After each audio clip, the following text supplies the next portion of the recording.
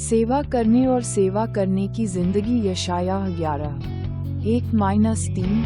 मत्ती रात के 8:21 व्यवस्था विवरण 10:12 -13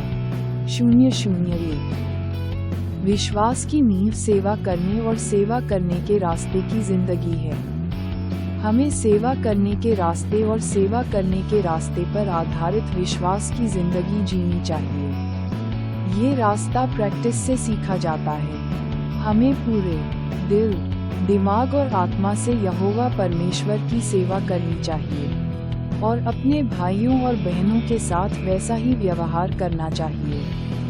यही यहोवा परमेश्वर ने पुराने और नए नियम दोनों में आज्ञा दी और इसी के बारे में बात की।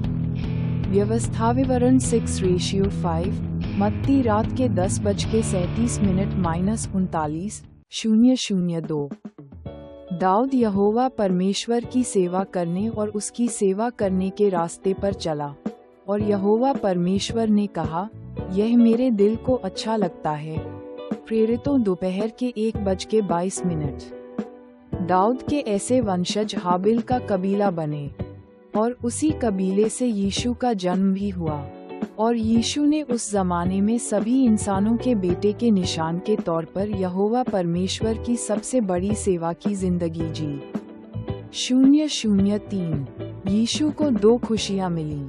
एक तो उन लोगों को बचाने की खुशी जो यहोवा परमेश्वर को नहीं जानते थे, उन्हें देने और उनकी सेवा करने की।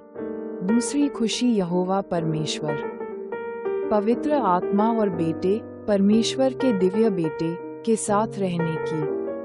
मुझे उम्मीद है कि आप भी ऐसा ही करेंगे। मैं प्रभु के नाम पर आपको आशीर्वाद देता हूँ कि आप सब आज के संदेश को अपने दिलों में संजो कर रखें। यीशु की इस खुशी को पाएं और इसे अपनी खुशी बनाएं। 0:04 आखिर में, मैनेजमेंट की शुरुआत से ही खेत में खरपतवार और जंगली घास को हटा देना चाहिए। इसी तरह इसका मतलब है अपने अंदर के बुरे दिल को पहले से ही निकाल देना। जो कुछ भी नुकसानदायक होगा उसे अंडे से निकलने से पहले ही निकाल देना चाहिए।